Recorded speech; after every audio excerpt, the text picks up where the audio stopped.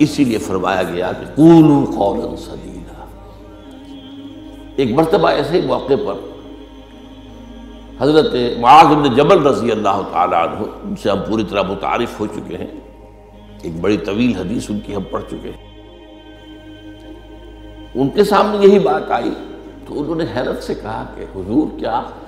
جو کچھ ہم باتیں کرتے رہتے ہیں اس پر بھی ہمارا مواخذہ ہوگا؟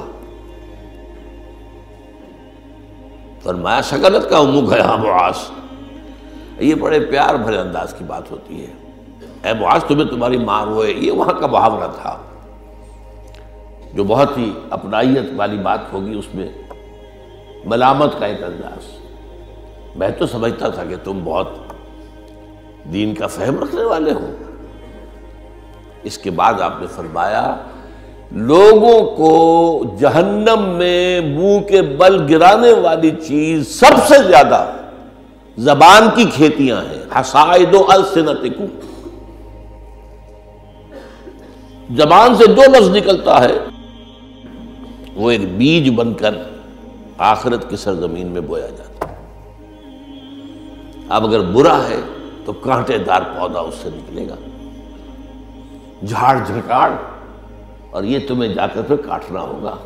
قیامت کے اندر۔ حصائد اس کو کہتے ہیں کھیتی کا کاٹنا نہیں ہوتا، حب الحصید۔ دو قسم کی نباتات زمین پر ہیں،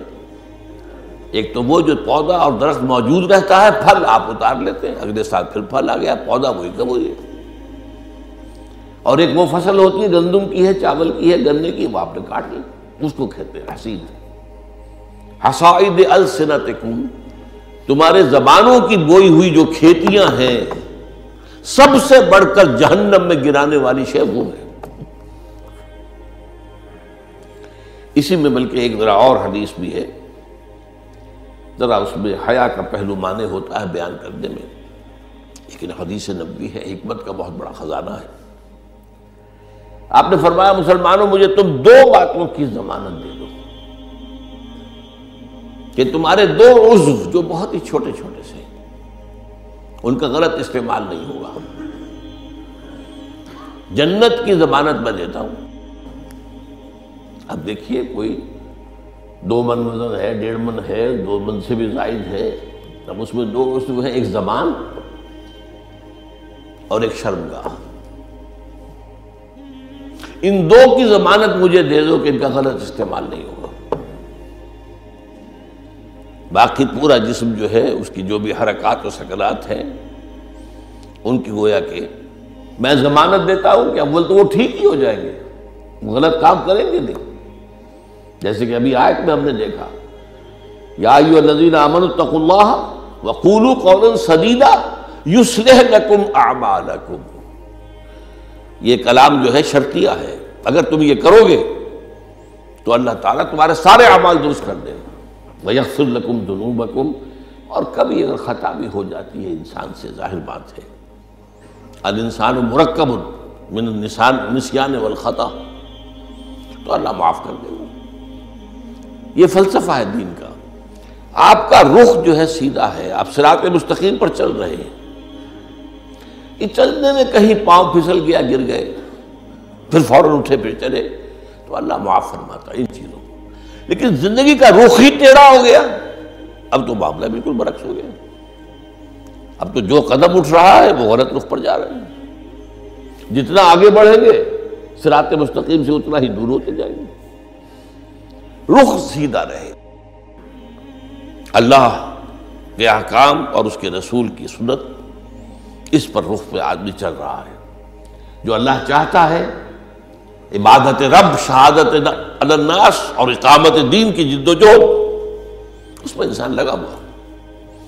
اب خطا ہو گئی، غلطی ہو گئی، لغزش ہو گئی، کیونکہ مجھے یاد ہے آج تک اپنا ایک واقعہ میڈیکل کالج کے 5th ایئر کا، ذرا دیر ہو گئی تھی، فرسٹ لیکچر ہمارا ہوتا تھا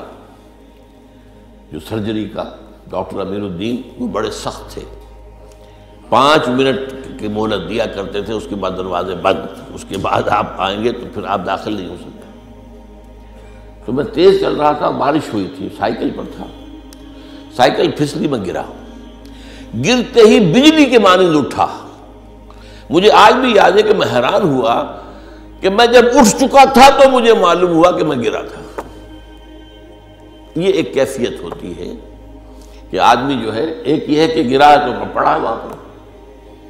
تو ایک تو یہ ہے کہ گناہ کے اوپر ڈیرا لگا لیا جائے، ایک یہ ہے کہ گناہ ہو گئے فوراً اٹھے، جس کو سورہ نساء میں کہا گیا ہے ثم یتوبون من قریب، فوری طور پر اگر توبہ کر لیں تو اللہ تعالیٰ لازماً انما التوبۃ علی اللہ للذین یعملون السیئات ثم یتوبون من قریب، کوئی گناہ تو ہو گیا، خطا تو ہو گئی، فوراً توبہ کر لیں، اللہ تعالیٰ صاف کر دے گا فوراً۔ اللہ نے اپنے ذمے لیا ہے،